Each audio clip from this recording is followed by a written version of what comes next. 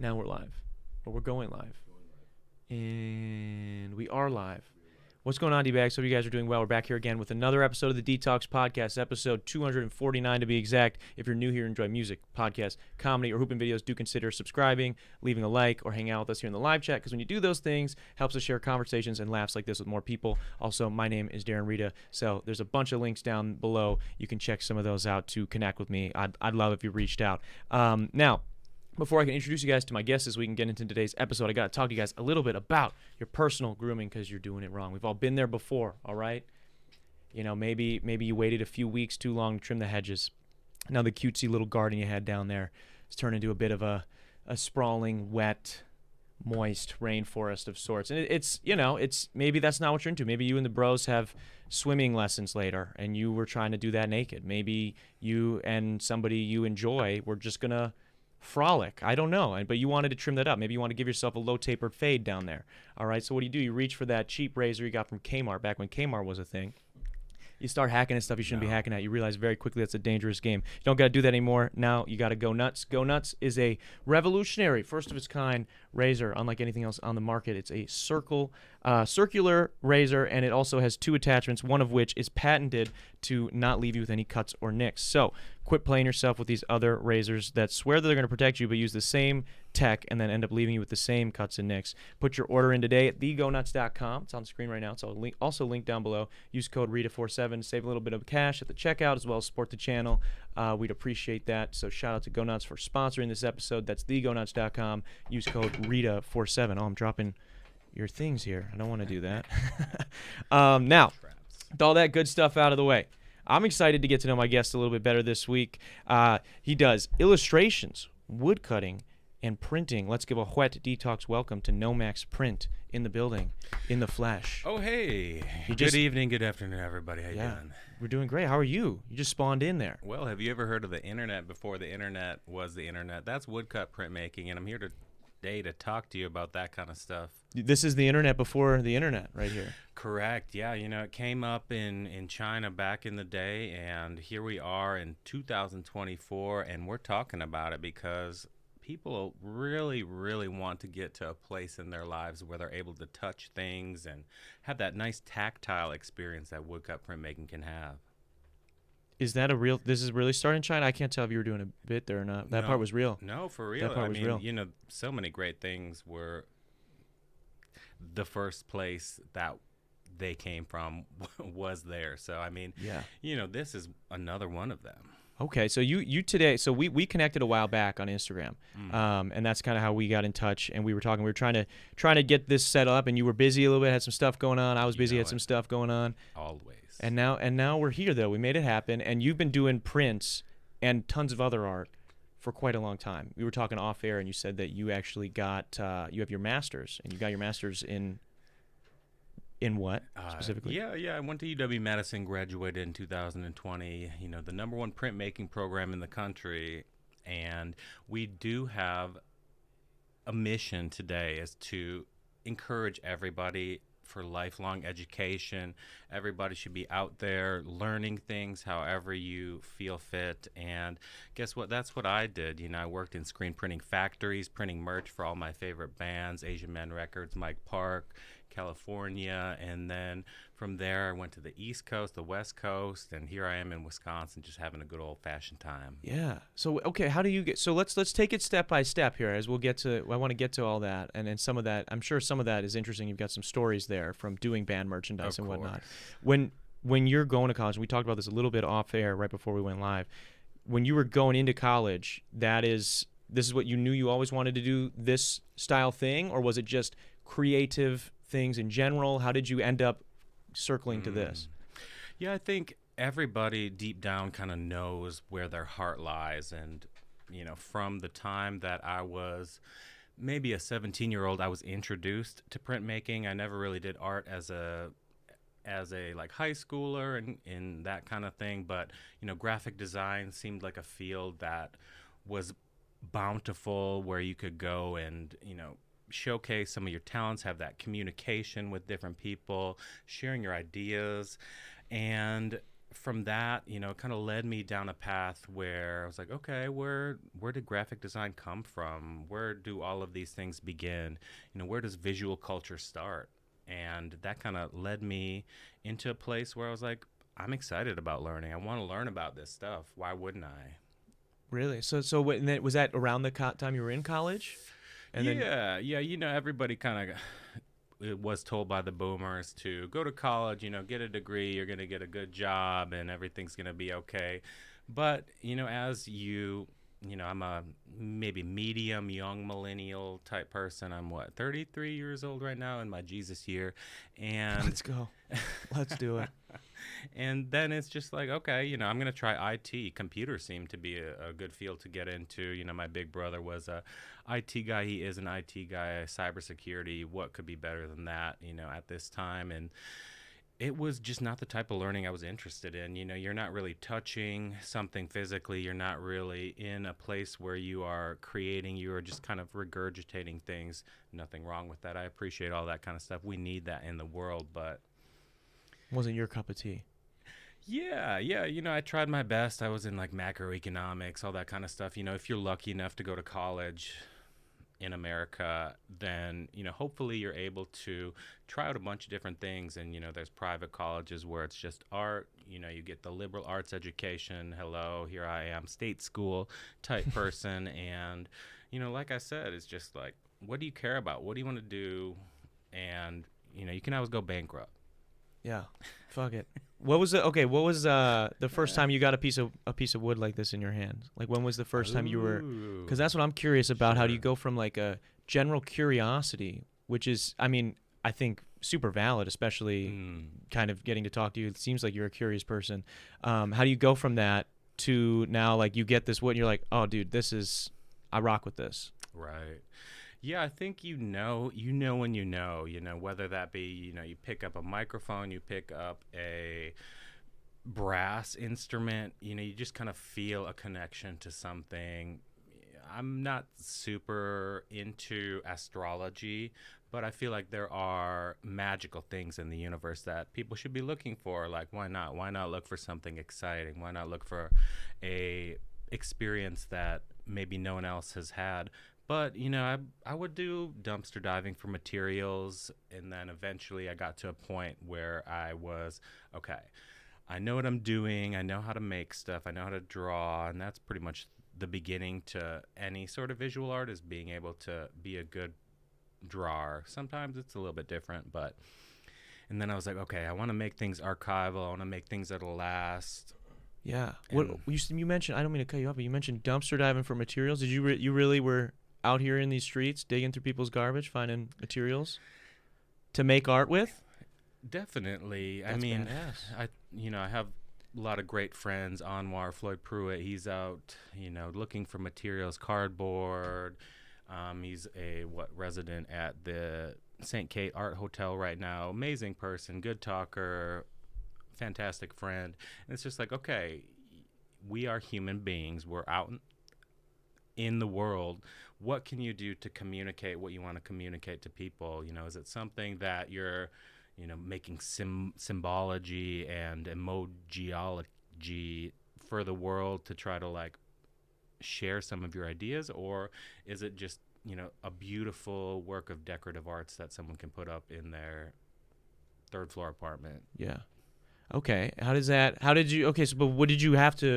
what were you making that you needed to go into the garbage for, I guess, is what I'm curious about. Yeah, because that seems like an interesting moment of your artistic journey to go from that to where we are now. Oh, for sure. Yeah, it's in not the guys, but it's just like in the impetus of like, okay, I want to do stuff. I want to make stuff. I may not have the funds at the moment, but what can I do with what I have? And I knew where things were going to be placed at a certain time, and it was, a theater department's dumpster, so you get some nice Luan plywood, maybe a little bit of Baltic birch, maple plywood, and that's kind of what I've been using now, cabinet-grade Baltic birch. So you were strategizing this dive. It wasn't just like you weren't just aimlessly going through people's trash like, man, I hope I find something cool to build something with. I'm not trying to sound like that person, but I was a kid and kind of like a little bit of suburbia, Wisconsin, and if I saw some cool stuff on the side of the road, I'd take a peek at that. You know, you never know what you're going to find. You might find some, what is it, laser disc media. You might find a little bit of old car ornaments. But yeah, I was just like looking for stuff. You know, I'm a little bit of a collector. Maybe some people may say a mild hoarder. Yeah. But I think there's good stuff out there if you're looking for it. I'm the same way, where I have an issue where when I was growing up, anytime I saw like a chair or even a couch cushion, I'd like have to go look at it, and my parents would be like, "No, we're not taking it." I've had to clean my parents' like basement out so many times because of all the random shit that I picked up from friends that are getting rid of things, or things I saw on the side of the road. I'm like, "Oh, I could clean this up. I could make something with this," and I do get some use out of it usually. But yeah, you're always like kind of fighting that battle. Like, do I have too many things? I think we come from a little bit of a fortunate place where we do have maybe some storage space off-site where we can cultivate our ideas and think about things in a different way that other people might not normally be able to. So thanks, Mom and Dad. Love you. Yeah, shout out Mom and Dad, the real ones. So for people that don't know, maybe we're talking about, and we're gonna kind of slowly get through sort of your journey to be where you are right now. What is it specifically? Like, I'm looking at these incredible pieces here. What are these specifically? What is the name of this style of art? What is, so people can kind of get an idea, maybe those that are listening as well as those that are viewing, can know exactly what this is. Yeah, so we're looking at relief matrices. So relief printing is when you draw something onto a substrate and you can reduce material. You can carve with chisels and knives into that material to make an image. And then from that, it's kind of like a stamp if you're thinking of stamps, you know. So you can roll ink on these. You can print them on apparel. You can print them on paper. You can print them on just about everything you want. And then you can have some really, really nice, beautiful art objects as well. So yeah, it's just kind of like, I was attracted to the contemporary movement in 2013, 2014 of artists out in America who wanted to make kind of like counterculture-ish type images. So you can think about, you know, like underground illustrators, comic book artists like Fantagraphics, R. Crumb type people. And I was just like, oh, well, you know, growing up in a small town, I really didn't know that artist, the title of an artist, you could be an artist. And so when I moved to different places like Houston, Texas, Philadelphia, Pennsylvania, New York City, I was able to see how people were functioning maybe in a less stable way than if you worked for Milwaukee Tool as a customer service agent. But these people were making their own way, and that was exciting. And yeah, and different too. I mean, very different than working a normal 9 to 5. I kind of want to talk to you a little bit. I mean, I mentioned to you before we went live, and in a message, I'm just curious, how do someone like yourself, right? You're making super interesting things, and I'm sure you know a lot of very interesting people that are within a similar sphere of yours. It's different. It's different to kind of make a living, and maybe not even a living, just having, you know, navigating this world. Especially, we were kind of joking, like, capitalism here in the United States, like to maneuver through that as an artist and continue making your art. How do you do that? How do you keep your head on straight? How do you stand on business? As I was joking with you over text, how do we stand on business as artists? Stand on business as artists. I might need to write that down so I can fully understand what that means. But it's just like one of those things. It's like, okay, you know, how long can you work in the service industry before it's not fun? How long can you, you know, just, I don't know, busk around the highways? Like, what can you do? I think at a certain point people realize where you do have to, you know, make X amount of dollars to make your vision come to life. And yeah, I do lots of different events, flea markets, street festivals, vintage fairs. There's lots of vintage fairs. You know, all the Zoomers, Gen Z out there are trying to get their Jinko jean shorts and their Affliction tees. Oh yeah. And so they're out there shopping, you know, with however they got their money. It's not up to me. It's not my proclivity. But yeah, it's just like, okay, what can I do to put myself out there in a world where we're so saturated with people, places, things, advertisements, Yeah, billboards. lots of those. Were you at the Midwest Vintage Fest here at the Pfizer not long ago? I have avoided the larger festivals because of the booth fees. I really do feel like there should be a little bit more equity when it comes to these type of events. I definitely could see that being So an it's issue. just like, $150. Who has that to pony up to, do One Trick Pony, to do 414 Flea?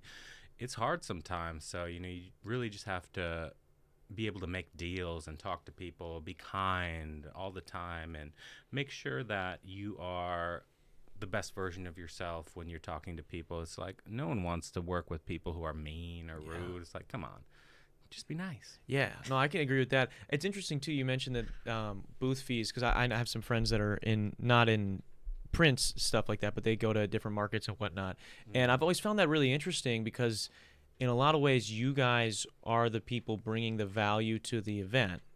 In a big, I mean, right? Like people are paying a ticket to get into the event to be able to shop at, cool curated artists or vintage people that have found cool vintage clothing, sneakers, whatever it is. Oh, yeah. So I've always found that kind of interesting that it's so skewed, almost like a pay-to-play style thing when it's just people that have done nothing and not necessarily done nothing because they've organized something, but not created anything.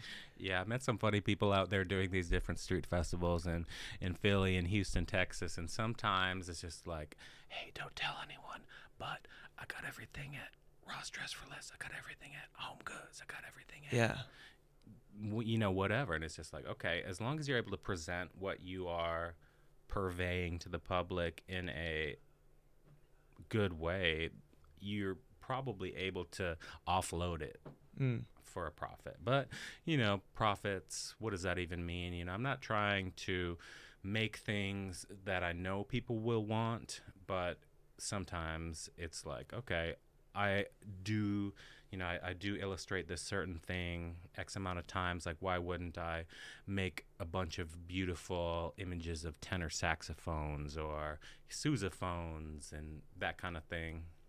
It's just like, you do want to make things that people enjoy and like, but you still have to stay true to yourself. And how do you stay true to yourself? Through other people sometimes, maybe other supports, and just once again being nice. Has there ever been a time where you felt like you weren't being true to yourself? Not necessarily, but when you are in the lower income bracket, it is more difficult to be able to find time to do the stuff you actually want to do. And maybe you have to work in the basement of Kimberly-Clark Corporation and give out coupons to people who are looking for guards and shields, looking for adult diapers, that kind of stuff. So temp jobs are great for supplementing income if you're trying to pursue something that you care about. Are those specific temp jobs that you've had? Yeah, definitely. Good times. Yeah. Learned a lot. And I think one of my favorite parts about working customer service is when people compliment you just for like being nice, or just like, oh wow, your voice is so good. Are you a voice actor? I'm like, no, that's actually one of my secondary careers that I'm working on right now. So maybe eventually I'll be able to get into the right circles where I could do TV shows for Nick Kroll, Big Mouth, or I could see that. I could hear that already. Just talking to you, that'd be funny. Yeah, those people. Would you love to do would you do some voice acting if you were presented with the opportunity? Oh, for sure. I really do enjoy reading out loud. I think that's a very fun thing to do. So audiobooks I think are big. But yeah, I maybe have like 3 or 4 voices. Probably won't do them here today. I was gonna say, yeah. Don't give me eyes. I'll put you on the spot. Don't give me the ammo. But no, it's just like a nice voice. This is how I talk. I talk at a certain pace. One of the funny things that I've experienced in the last few months was I visited some art professor friends, artists in Little Rock, Arkansas, and I didn't know them too well. But when I was talking, one of them just like exclaimed, "Who the fuck talks like that?" And I'm just like, "Oh, well, this is how I talk." Wow, wow. But yeah, it's just like a nice thing. I can talk. I'm nice. Yeah. Hire me. Hook me up. What's up? Hook 'em up. Hook 'em up. I'm curious. I want to, while we're hooking it up, let's plug some of these pieces you brought here today. You showed one. I kind of want to go through as I don't want to keep knocking this It's one okay. off. You don't have to put that. I'm curious. I want you to kind of take us through some of these, just so people can get a more of a visual representation for the people that are going to be watching this of exactly what we're talking about and who get a better idea of the kind of stuff that you do make, because I think it's really interesting, the stuff that you make. Thank you. I appreciate that. Yeah, everything starts off as like drawings, illustrations in my sketchbook. I'm like prolific in that way, where I do lots of stream of consciousness illustrations where I am like filling things up. Sometimes my favorite way to fill these things up is through drawing picture planes that I can fill in. Yeah. And from there, I draw it one time, I draw it another time, I draw it a third time with chisels and knives, and then from there I can do one more edit after that. But, I work in a reductive process where there is some sort of physical material to reduce or take away, right? Because I'm using sharp objects. And then it's like, okay, I work in series as well. So, if you're thinking about a concept album as a musician, or if you're thinking about, writing an arrangement sort of thing where, I do a bunch, like recently I did a bunch of sneaker type prints. I saw those. Those were really neat. Yeah. And it's just like talking and thinking about the culture that we live in, where it's like, okay, resale culture is big. You got your StockX's out there, Poshmarks, Depop's, all that kind of stuff. And like, why do people want these things? What can I do to kind of capture that in a way where it is, maybe critiquing it a little bit, but still honoring the artists who made these things. But yeah, I'm always a little bit figurative artist, minimal colors, lots of black and white in my work. Sometimes I am a little bit cheeky, ironic, funny with some of my images, but for the most part, it is what I'm experiencing at the moment. I drive around Milwaukee in my beautiful 2005 Honda Pilot classic car. Classic right there. That's very seven classic. CD changer. And, I sit and I draw, and, I listen to things sometimes, whether that be NPR or, the different pods that I'm into. But I look at the lake, I look at the people, I look at the structures around me, and I try to capture them. And then from there, it's a numbers game. The more you do, the better chance you have to have something that you feel honors what you're doing. Yeah. So you believe in repetition then, and getting reps in? Because I know some artists they get stunted by this idea of perfection, where like they have to get it right if they're going to do something. It has to be perfect.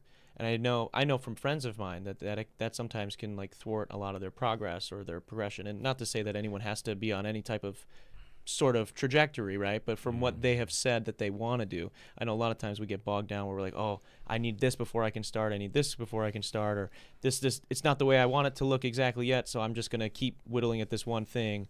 You're saying sort of make a bunch of stuff, and then you'll feel good about at least some of it. Hopefully you'll feel good about it. Yeah. If you think about a 12-track album, you got a single or two, maybe, if you're lucky. But yeah, you don't really have to think of things in absolutes or extremes. But it's just like, okay, I need to have busy hands. I'm, sometimes am a textile artist where I'm like crocheting hats for babies. I'm, making a funny little Kermit doll for my nieces. But yeah, I kind of like go through waves of like what feels good to me at the moment.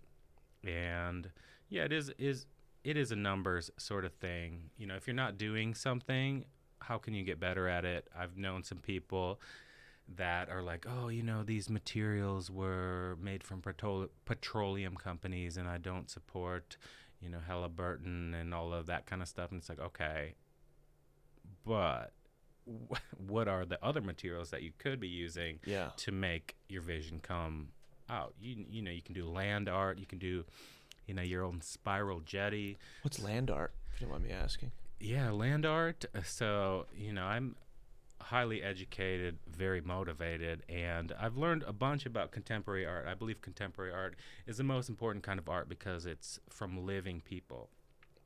And so land art is you using the environment around you to create some sort of like visual depiction of a message that you care about.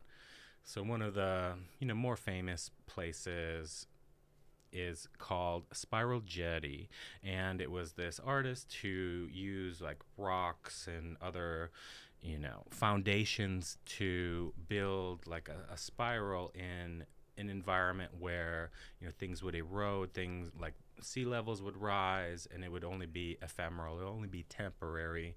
So I may have butchered the Spiral Jetty, but look it up online. Spiral Jetty. No, let's pull it up. I'm curious. Spiral Jetty. How do you spell that? Probably a J. Probably Jetty. Okay, that's fair. You never know. You gotta. But yeah, I think right now it's just like you're teaching me stuff, I'm teaching you stuff.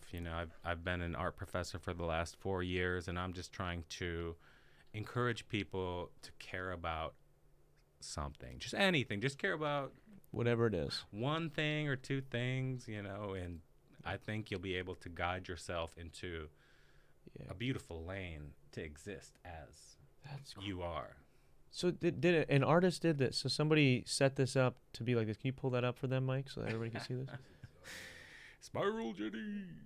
Is it like actual grass there in between? It's the Mike. It's the So it's in water. What is it? Tier list. Right. Tier list. Yeah. And it's one of those things where you can experience for X amount of time. I'm not sure if it was in New Mexico or no. Yeah, this one's in Utah for sure. Oh, okay. But in Nevada, there was this artist who did this site-specific structure, and they built it out for like 10 years, and it's like this monumental piece. It's not this one, but it's it's another one. That's the gist of it. That's kind of what. Yeah, it's like a big thing to experience. One of my favorite artists is Yayoi Kusama. Kusama does those infinity mirror rooms where it's all about like obliterating yourself by looking at something that's infinite. So, whether you be like in a space it's like a mirror room with a bunch of lights, or if you are, walking in New York City and Hell's Kitchen or something like that, and you see like this giant ass pumpkin, and you're like, oh, okay, that's Kusama. Kusama's here. So, yeah, I think some of the best art is like Pizza Rat, where it's like you don't really think about it, but you do think about it. Maybe not as art, but it's just something that comes across your paths, and you see it. It's like, whoa, maybe it's profound. Yeah. I mean, it at least elicits some sort of reaction, I'd imagine. Yeah, I think that's what we're looking for. Maybe, like, what do you look for when you're doing your music? Are you looking for people enjoying it? Are you just trying to express your feelings? I think a lot of, similar to kind of what you're talking about, where it's like you're kind of wanting to do what you don't want to ever sacrifice what you want to do. Like I'm always making the things I want to make when it comes to music, but especially I'm more of like a pop and hip hop genre. So there's definitely like general structures and like accepted things, I guess, that I'm sometimes adhering to, or I guess most of the time adhering to. So like I definitely want the chorus to be catchy, I definitely want people to want to sing it. But it's more so, I don't even know that it's for other people. I think that's more so I want to be able to, I want to like it and want to sing it. So thank you. Yes, very good. It's just like, what do you care about? What do you want to present to the world? And I'm happy that you're on that train. Yeah. I think I hope that most people, I know there are people that aren't, but I hope that if you're making things that you're making them and you at least like them, that would make me sad if someone was an artist per se. And I know there are, but it would make me sad to know somebody that is making art that they don't like. Correct. I'm right there with you, Darren. Yeah. So I'm curious, we kind of got into so what you do now. I know you mentioned before we went live that you wanted to talk about, you're very educated on art, and you're teaching me a bunch of stuff and the listeners a bunch of stuff already. You're actually doing a workshop here coming up. Ooh, yeah. Thank you for reminding me. I'm doing a woodchuck. Woodchuck? Right. Yeah, I'm going to talk about how many chucks could be chucked. No, I'm doing a woodcut workshop in Franconia Sculpture Park in Franconia, Minnesota, pretty close to the Twin Cities if you're around. But it's a 2-day thing, 4/20, 4/21, 2024. Y'all should come out. There's a sliding scale for pricing. So, if you are in need of that sort of assistance, these people are out here trying to share the joy of making things. I did it last year, and I had such a good time, just hanging out with people. There was like little kids, there was adults, longtime learners. So I kind of I'm just a happy person when it comes to me getting opportunities to share the joy that I have for either being alive or the joy I have for making things. And it's like, okay, if you want to know how to make something, you should ask a question. Asking questions is good. Mm-hmm. What kind of questions do you usually get at workshops like this? I think, what are the typical? I guess, is it a like wide variety too? I imagine you said there's kids and there's adults. Is there like a wide variety of skill level? I imagine as well. For sure. You as an educator, I definitely like to allow people a little bit of a buffer room for them to like understand and make mistakes, especially if I'm teaching college freshmen, college sophomores. It's like you got to give people a little bit of space to mess up or make mistakes. And so if I'm doing a workshop, I like to start things off with like music, a little bit of a drawing activity, because when I started out as a person, I really didn't know about art. I didn't spend much time doing it other than like trying to stay awake in middle school, high school classes. And then eventually I got to a point where I was like, okay, this is a valid way to exist. So how can I get people to get their hands moving? And with that background in, not art, but more sports, it's like, okay, it's physical, right? Your hands are moving, you have to do certain warm-ups. And when I'm drawing myself, it takes about 5 minutes to get warmed up for me to get to a point where I'm able to communicate with my brain, to my hands, to the page. So yeah, it's all about kind of like getting warmed up. So that's how I start things off, is like, okay, let's, kind of get physical with paper, with a guided drawing exercise. And then from there, I'll show them, okay, this is how I carve things with my wood cuts. And this is kind of the process that it goes. So, it's just like introduce a little drawing activity, get people warmed up, show them what it could be when they are finished, and then show them how to print, because I think that as well allows people to know where things are going. Yeah. What kind of, you're giving them like a sample size of like, this is what it's like to start and finish something. Ooh. Right? And then they get to then do that almost, I won't say for real, because that's just as real as the other thing, but then they're getting to, now we're going to get to the actual thing that we're doing. But it kind of lets everybody get the nerves out before they have to go do the thing that they're maybe, paying to be there to do for a workshop, right? Yeah, it's definitely hard to teach people if you don't have some sort of common ground. So, whether that be like hey, what's your name? What do you like? Or like a totally like an icebreaker, or just to be able to like, this is what we're going to do today. Speaking of that, I did bring a nice suitcase full of really cool stuff. I'm not sure. That's legit. I was telling you before we went live that that's a legit suitcase right there. On camera here, but yeah. So when I do these things, I bring all my good stuff with me. And what do we have today? Oh, okay. So we have some nice wood carving, some nice wood cuts. What's the best wood to do a print like this on? It depends on your skill level for sure. We definitely do have some really nice pink stamp material that people can use. And what I use as, professional artist, 10 years in the field, is I use Baltic birch or cabinet grade plywood. But all of this stuff is with MDF fiberboard. So it's like pressed sawdust. It's for sure more poisonous. But poisonous?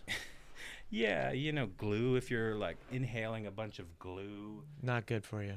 I would say. I'd advise against it, yeah. Do that. And if you're doing linoleum cuts, like, that's a really smooth, easy way to make these things, but that's, non-renewable plastics. It's just like plastic. Yeah. gas, oil, all that kind of stuff. So I'd like to think that me using cabinet grade wood is a good way for me to, think about the materials as well as make something else. I probably could use some maple or something like that, other domestic hardwoods, but Yeah. it's kind of whatever you can get your hands on at the moment. Yeah. Okay. So that wood specifically that you're doing when you're like carving away at that is there's like some toxins in that? Is that what? I would say this stuff, like this. This is right here. This is Let like me take a good sniff of that. Yeah, Home Depot special. Yeah. Like I said, it's just ground up wood and then glued together. So this is pressed sawdust. It's really easy to carve. A lot of my favorite printmakers use that material, but I'm out here as a 33-year-old person using this beautiful cabinet grade Baltic birch plywood. And is it better? I'd like to think so. Yeah. And is it? But so do you have to wear like a mask at all then when you're carving? I would advise anyone who uses MDF, medium density fiberboard, to use a mask if they're carving, because a lot of the time you're getting really close and you're cutting, you're carving. Yeah. So you really do have to think about your lungs and your body if you are using this material for X amount of time. I mean, that makes sense. Yeah, I wouldn't even have thought of that until you said it. I know, right? I took one wood shop class. I'm a middle school wood shop. I got kicked out of my middle school wood shop class, but in grad school I took one woodshop class with Sylvie Rosenthal, artist in Madison, amazing artist, does lots of cool like sculptural things with wood. And then they talked about grain and things like that, and I'm like, oh man, I had no idea to even consider any of this stuff. Yeah, I guess I wouldn't have thought about that. I mean, I took a shop class in high school, so I didn't even. You still got all your fingers. Yeah, I'm doing all right. I didn't think about that at all. That's really interesting. So when was it? You told me there was a little bit of a break between you like getting your regular like undergrad degree and then going back to get your master's and continue. You're talking today about people should be passionate about something, continue learning. What was the decision like to go back to school and get your master's in art? Yeah, I knew I wanted to keep learning about visual culture, visual art, whether that be in a graphic design capacity or in a traditional sort of image making way. And I did try to go to grad school right out of undergrad, but I feel like as a person, it's much more important for you to like actually understand, if you do want to do that, to try to put yourself in positions where you can make some money either on the side or being an artist assistant. And so, I graduated UW La Crosse, went down to Houston, Texas, got to work with Dennis McNett of Wolf Bat Studios. Were you an artist assistant? Is that what that title would have been down there? I was, yeah. And then I worked at a screen printing factory in Houston as well. And that was very exciting, kind of just like that blue collar work where it makes you appreciate what you're trying to do. If you're not kind of busting your butt, then how do you know that what you're doing is worthwhile? If you're not sweating it out in an open air factory in Houston, Texas with 98 degrees, do you really want it? Yeah, I guess not. But I'm curious, you said artist assistant. I've not that's an interesting term. When you're an artist assistant, I'm sure that's probably different for every artist and different in every scenario, but what generally would someone expect as like an artist? It sounds like almost like an internship. It sounds like an internship, but it is not that. You are getting orders and delegations from someone else other than yourself. So if you are a creative artist, then you are getting these things like, okay, I may not normally do things that way, but you're telling me to do it that way. You want, that much of a border in between the collage materials. You have to really, be in a place where you are accepting what other people want rather than being like, oh yeah, if I was sending this out, I think it would look great with this little, pin drop of ink coming through a screen on a t-shirt or something like that. Yeah. So it's just one of those things where it's like, working in the field of arts. Like, what can you do? You can be a sound engineer if you're a music type person. You can be a art preparator if you want to work in the museum industry. Art conservator if you're trying to, preserve cultural heritage via, paintings and prints and digital media, all that kind of stuff. So there is like a huge variety of things that you could do, but it's like, working as an artist assistant.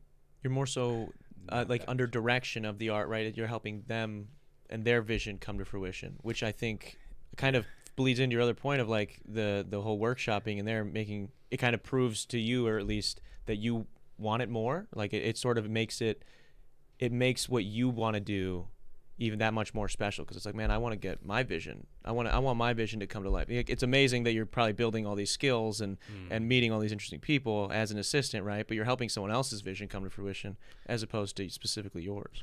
Yeah, it might kind of be like being in like a session musician or like in a backing band. So rather than, you being a collaborator, you're more of like a facilitator of the vision.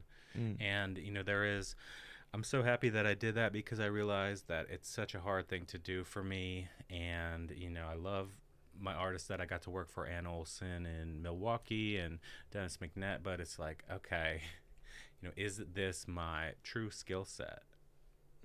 You never really know until you try. Yeah. Well, and I think it's good, like you said. I mean, doing something like that if you're like, let's say you're in the service industry, or you're working a job in retail or whatever, like you'll learn quickly what you do and don't like. And I think that helps, if anything, at least being an artist assistant, at least you're still doing something in the realm, even if you realize like, okay, that's not necessarily what I want to do forever. You're still building these skills, and then you can realize like, okay, this is not what I want to do. I would like to do something else, but at least I got to try it. Gotta try it. Yeah. That makes a lot of sense. I mean, that's interesting. It's very cool, actually, too. So, why woodcutting specifically? I know we kind of touched on like you getting into doing arts as well. Was it just because of the physical element of it, because you wanted something that you could hold, or why not painting? Why not the digital side of things, the digital art?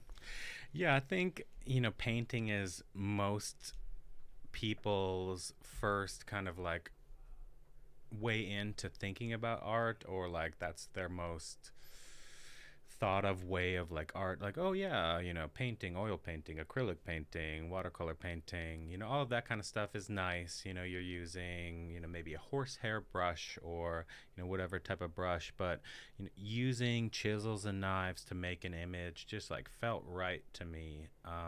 The first woodcut I made was using an X-Acto knife, and that was a pain in the butt for sure, because it's not the right tool to be using. But you can use pretty much any tool to do anything, but you'll probably lose a little bit of fidelity, or you might have to be trying harder than you would have wanted to. Yeah. So yeah, I think I just saw what do you use to scoop that out, to scrape that away? Yeah, I would say I use, my favorite wood carving tool is a Power Grip 2mm V-gouge. That's the go-to. I use a U-gouge sometimes, but yeah, for the most part, it's like a V or a U, or I'm not a wood engraver. Engraving is a little. I'm curious bit to see different. what this tool looks like, if you don't mind. Yeah, Power Grip V-gouge, and yeah, it's like this brand is pretty affordable. You can use a slip strop with like a buffing compound to try to, preserve your tool rather than removing material. You're polishing the tool, and I think that's a really nice thing to do. So yeah, so this looks like it. This is what it is right here. Ish. Yeah. You can think of something that you could use to make a canoe out of a tree, or that kind of thing. That's a general idea, right, of removing material to make a space for something.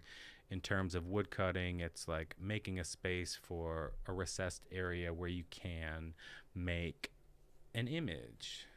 So yeah, I'm all about sharing things, and there's no right way to make art. And I think one of the important things for young artists to realize is you got to try stuff out. If you don't try things, how do you know what you like? How do you know what you don't like? And I think too, something that I mean, and this might be a little bit different, but something that I've noticed in the music side of things is when you do try, even especially like every element of when it comes to like making a song, right? Like you've done some production work, you've done some audio engineering, like dipping your toes into these things and trying all these things gives you a ton more respect for other people that specialize in these things. It also helps you to know.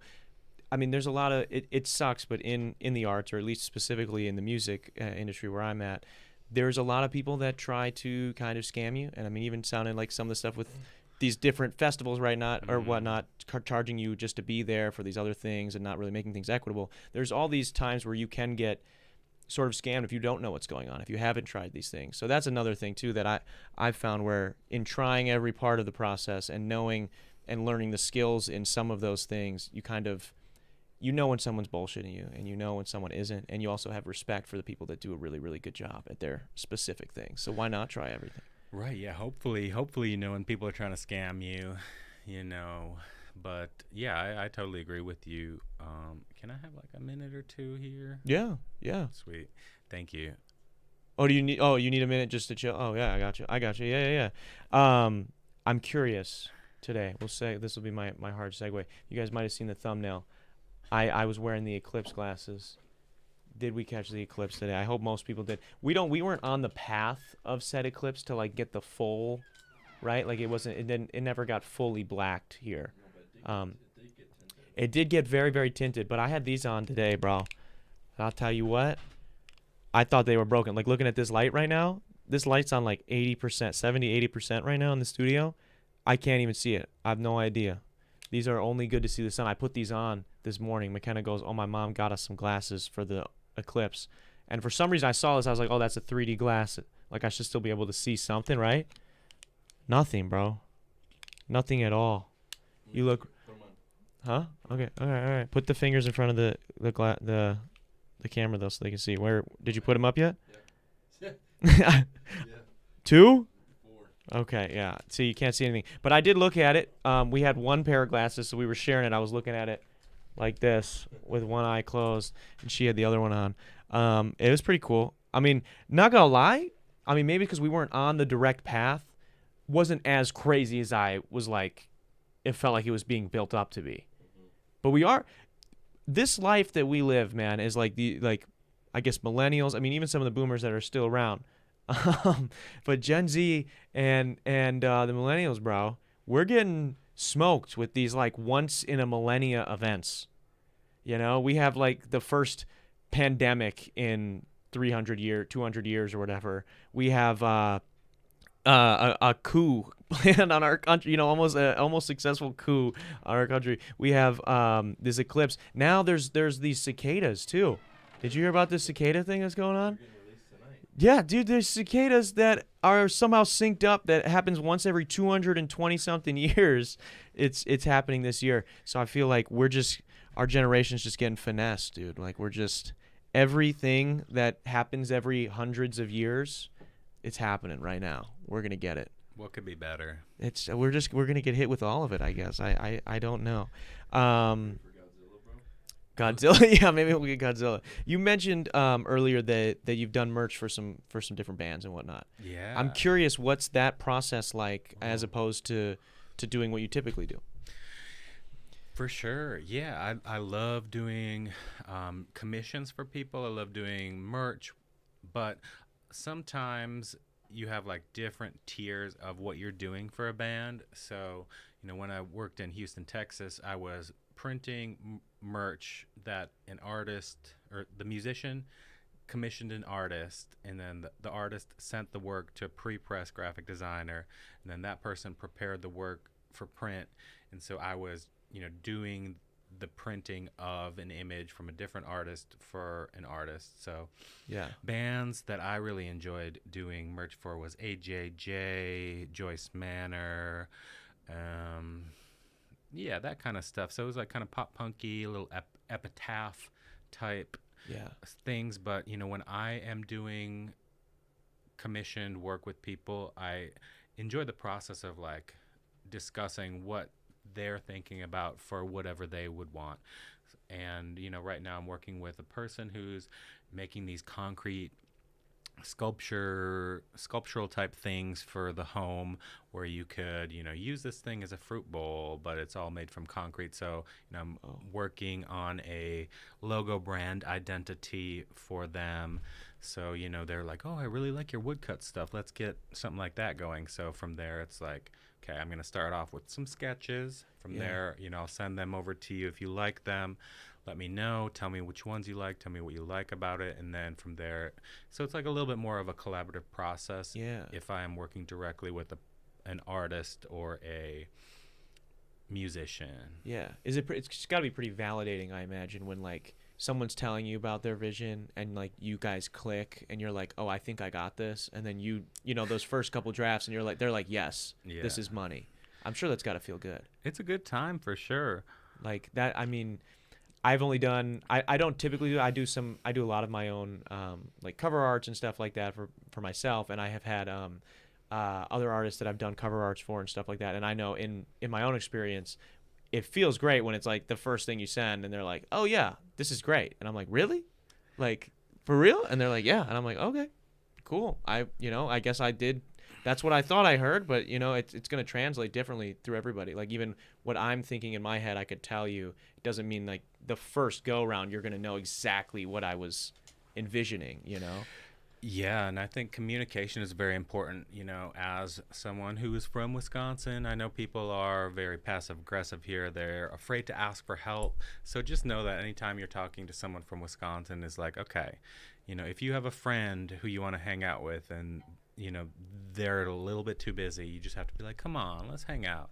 Yeah. So to be the person who is outgoing as an introvert is kind of difficult, but you got to try it out, see if you like it. Yeah. And I'm always down to collab. I'm always excited for commissions. I can do graphic design, Photoshop, Illustrator, InDesign, all that kind of stuff, and I can do illustrations.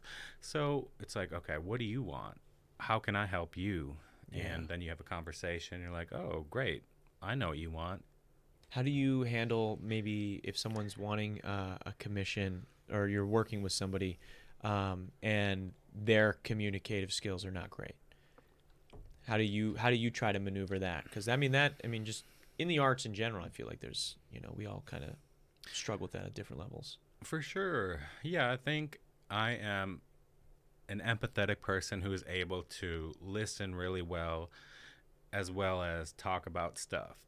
So if I know someone is better in text or email, then we'll focus on that. If I know someone is really good at, verbally talking about what they're interested in, then we'll go that route. So, as an educator, as a person who's worked with a lot of different young people, old people, middle of the age people, it's like, okay, I'm able to adapt to what you need, as well as provide you with what you're looking for. Yeah. How do you think you develop that as a skill? Because that's a skill. Right. That is a skill. I think it's all through trial and error, effort, trying things out, talking to different people. Like I told you before we got on the air, I'm a retired musician. So, doing one or two tours was like, okay, this is tough stuff to do. You have to be a certain type of person to, enjoy that type of lifestyle. Yeah. But if I didn't try it out, how would I have known? So, just like talking to people, seeing how other people do things. I think, I'm not sure if the art gallery scene is still a place where young artists get invited to, the internet, all that kind of stuff. So it's like, okay, if you're trying to get into an art gallery, look for an art gallery that has similar stuff to what you're doing. And then from there, you're like, okay, well, I'm going to put together a package of 10 images, send it over, see what they think. If they respond, great. If they don't respond, time to move on to the next one. Yeah. That's like applying for jobs, too. It's like, all the people listening to MSNBC, Fox News, all this kind of stuff, like, oh, there's so many jobs out there. But it's like, why aren't they hiring? But they are looking. Confusing. Yeah. Come at me, hire me. What's up? Yeah, hire some commissions. So I'm curious, doing commissions then, do you feel Do you feel like doing commissions in general is, because we were talking before about you never want to like sacrifice your own work as an artist, right? How do you sort of, has there ever been something maybe that you've turned down as a commission? Like they're like, hey, I would like this. And you're like, just not with it, or it's not, I guess, conducive to like the growth that I want to see myself as an artist. Like, is it just maybe something I'm not interested in? Like, have you ever had that happen? I think it's tough to turn down money. So, if you got money, come at me. I'm not saying I support, everything that your organization is interested in, but still it's like, why not reach out, see what I think about it. Yeah. And, I think as an adult, ghosting is not a very nice thing to do. So, if I don't want to work with someone, I'll be like, oh, sorry, it's not gonna line up with my schedule, that kind of thing. That's a very valid, easy way to get a sidestep a situation like that. Yeah. Yeah, and it's not lying. Like, why would you, lie to someone? But either way, it's like, come on. It's fun to do different things. I'm not trying to. I do feel like my graphic design work and my printmaking, fine artwork are two different things. I'm a Gemini, so it's kind of tough for me to think about things as absolutes. So I do try to separate my graphic design, making 100-page notebooks for Hyundai forklifts for some Chicago graphic design agency to send out to, Hyundai's people who are buying their forklifts. So, it's really tough to find freelance things, the whole work-life balance is tough, especially in the gig economy. So, yeah, I do feel like I can separate myself from like, okay, this is what I want to make, and this is what I know how to make for other people. Yeah. It's good to have that distinction, though, too, I think. Probably to have that separation. Yeah, I think being coherent and kind of understanding the world around you is very important, especially as a young person out here. Yeah, and I just think, too, I mean, there's a lot of artists that it can be tough sometimes when you're maybe getting out of school or in that transition period, maybe before, potentially getting your master's or something like that. Maybe you have these skills and you're like, man, there's maybe some pressure societally and maybe even from family, whatever, to like get some sort of return on that investment. So then maybe you start doing something that's like easy and quick. Oh, I can do this. And then maybe they just put their own stuff on the side. Like, I don't think anyone has an issue with someone making money with the skills that they learned with whatever, but I would be sad to see an artist not still do the thing that they love, as well. And I think that having that distinction is what's important, or at least it seems important. Yeah, one of my favorite contemporary woodcut printmakers, Martin Mazzora, Cannonball Press. One of the times that I interviewed him, I asked him, I was like, okay, what keeps you going, man? What keeps you making these things? He's like, I'm too dumb to stop. Yeah. Sometimes it's that, sometimes it's just like, this is what I like. This is, no one can tell me it sucks or is bad. I'm going to keep doing it. I'm not saying his stuff sucks or is bad, but Yeah. It's just like the simple kind of isms are really nice to hear sometimes, especially if you're kind of on the fence or, feeling a little misguided. As long as you're able to dedicate a little bit of time each day to something you care about or something you're interested in, I do encourage you to do that. Yeah. I'm curious, what are some spots, you've been in Milwaukee now for around 4 years, you said. What are some places, they could be establishments, they could just be parts of the town, whatever, that you feel have like a conducive and exciting environment when it comes to like the art scene? Or maybe give me 3 spots that you think are really, really fun spots and artists should check out. Okay. 3 spots in Milwaukee that you should check out. Here, number 1, Lake Michigan. Ever heard of it? You should go to Lake Michigan, stare at that thing, experience it, hop in, just let the waves ride you out for a little bit.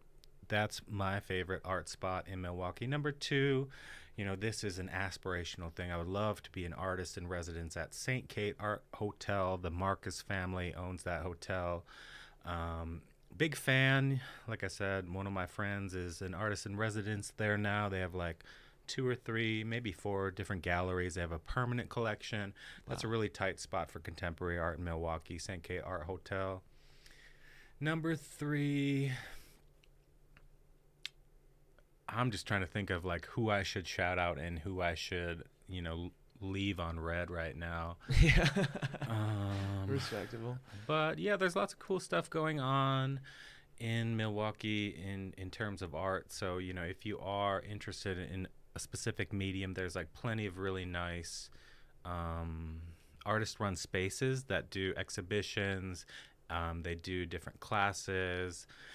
And the one that I would like to talk about is Usable Space Gallery. I've had a ton of good experiences with Usable Space Gallery. It's pretty close to Barnacle Buds down in Bayview, Milwaukee, and I got to do a show there this past summer. It was a print festival, a print fair. I was able to, work with the manager and I got to invite maybe 10 different artists, printmakers, to sell their wares. It was like, nice intimate space, plenty of room for conversation and slinging your work. So, yeah, I'm always excited about artist-run spaces, places where people who know what they like decide to push that onto the world. Yeah, they're kind of curating it in a way in that sense. Correct. That's very cool. You got it. With you mentioned the St. Kate residency. I'm curious with residencies in general. How does that typically work? Is that usually are you being approached for residencies, or is that something that you typically have to apply for? If you're lucky, people are like, hey, we want to check this box. We want you to come in. We want you to do this sort of thing. If you're lucky, that happens. And when you get a residency, I've always been curious, is that like, are they like you stay there and they're covering costs while you just create art? How does that pan out? Right, yeah. Ideally, you get into a situation where people are like, okay, we have a budget and here's your budget. We'll put you up for a month and you can do whatever you want in this space. Does that happen often? Not so much. No, a lot of the time it's a pay-to-play situation. A lot of the time if you're trying to get into art shows, you have to pay $30 to even have your work looked at by them. There's plenty of galleries in Milwaukee who are like that. But yeah, I think artist residencies, they are one of the things where I'm really trying to get into. Like I said, I'm into education. I'm into that art professor life. And I feel like that's one of the things you need on your CV to succeed in a Research One institution. Interesting. I'm curious. It's just really cool to hear some of the parallels that I've definitely run into in the music industry when you talk about like this pay to play situation with these. It's crazy that it's literally in every creative field there is people like I guess gatekeeping or doors that they're sort of get opened with money and with these other things that just can deter people from getting into things, and that makes me kind of sad in that way. Yeah, it's weird. I'm not trying to say there's vultures out there trying. No, I'm not saying that either. But actually, I am. There definitely are.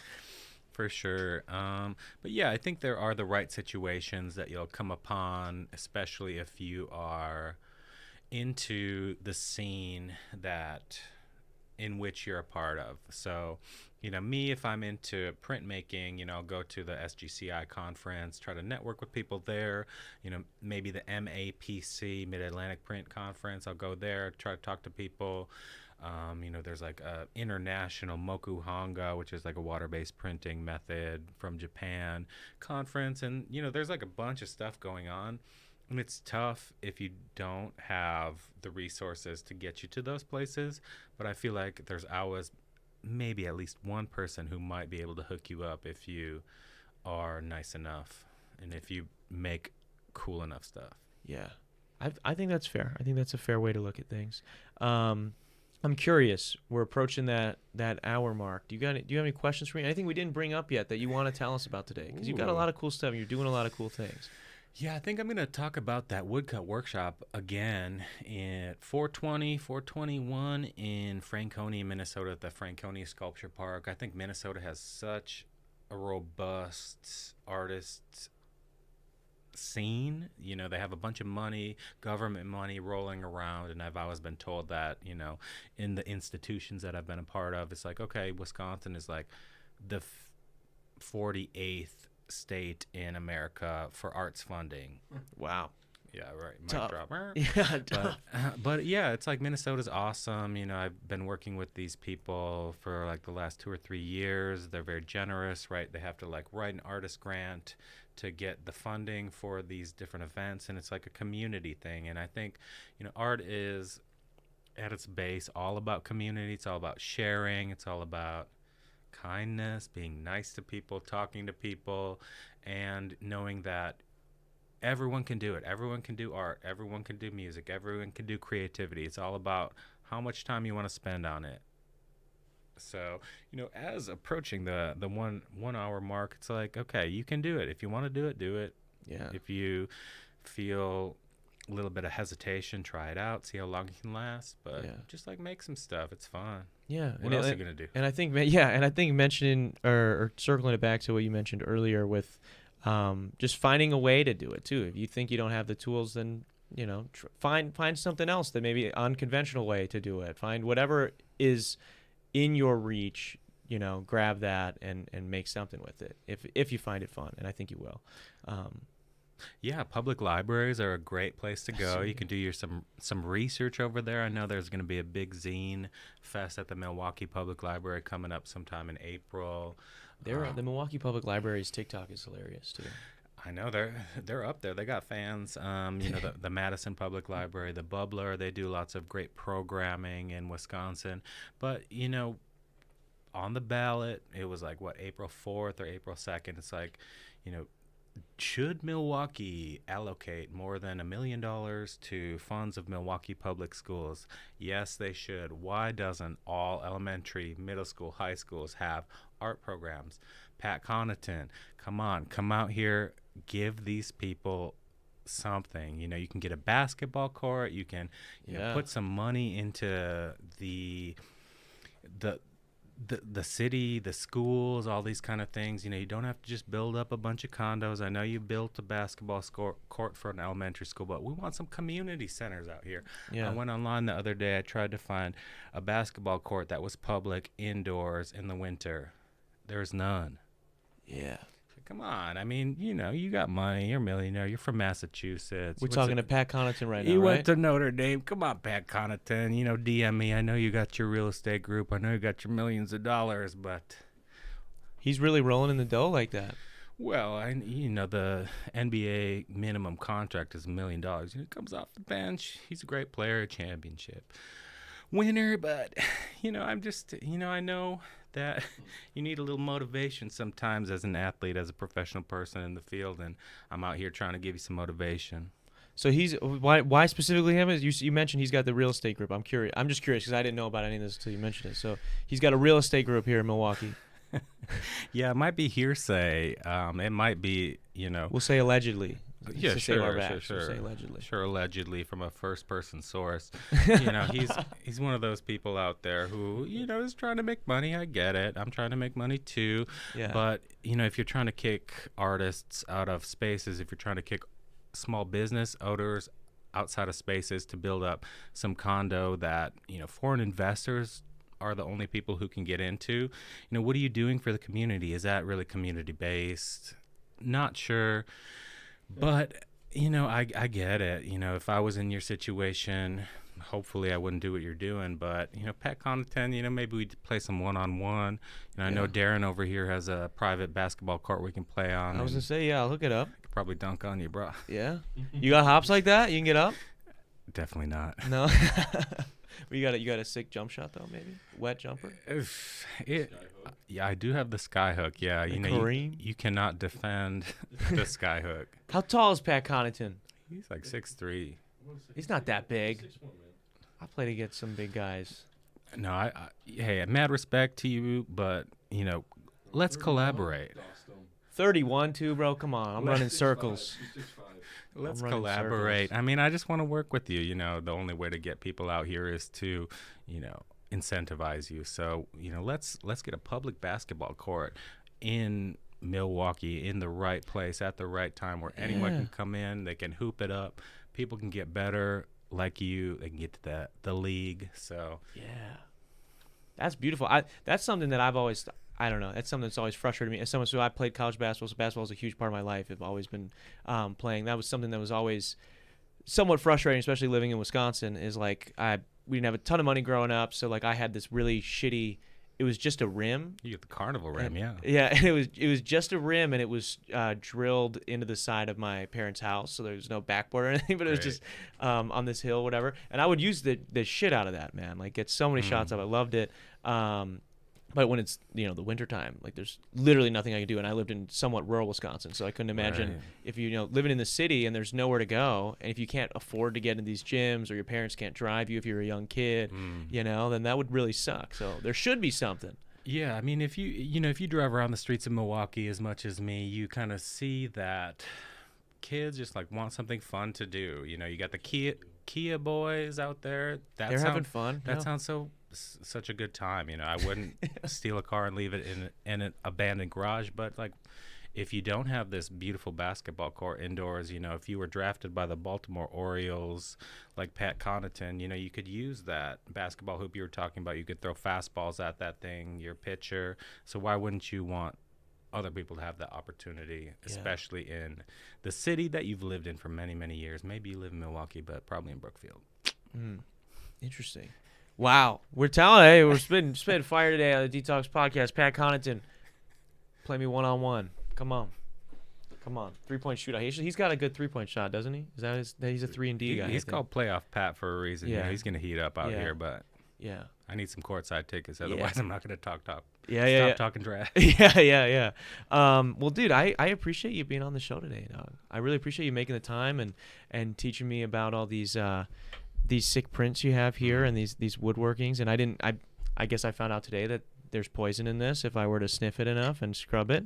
But I appreciate you taking the time to teach us all this stuff and just hanging out with us, man. You're super knowledgeable on all this and passionate about it. And I think anybody can see and hear that when you talk about it. So thank you. And shouldn't you know, if you scratch and sniff something enough, you will probably get poisoned. So I appreciate you talking to me as well, making things happen. And 421 in Franconia, Minnesota, Franconia Sculpture Park. Come on out. It's going to be a blast. We're going to have fun and detox. Here we are. Yeah. And if they have any questions, can they reach out to you? I got the Instagram link down below. Yeah.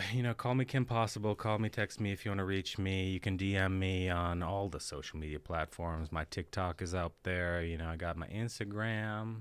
And hey, say what's up. Come say what's up. I'm a nice person. Absolutely. I think so.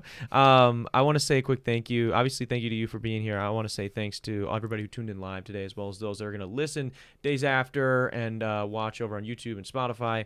Also want to say a quick shout out to our patrons. Be up on the screen right now. If you guys are he was one away. Mike's still learning. They're up on the screen right now. If you guys are interested in getting behind the scenes access to extra podcasts, extra videos, as well as a series where I break down how I mix, write, master, record every single one of my songs, go to patreon.com/Darren Rita. Just help support the channel and you get some access to some extra fun goodies. Also want to say a quick shout out to Go Nutz for sponsoring this episode. And this has been the 249th episode of the Detox Podcast. I will see you guys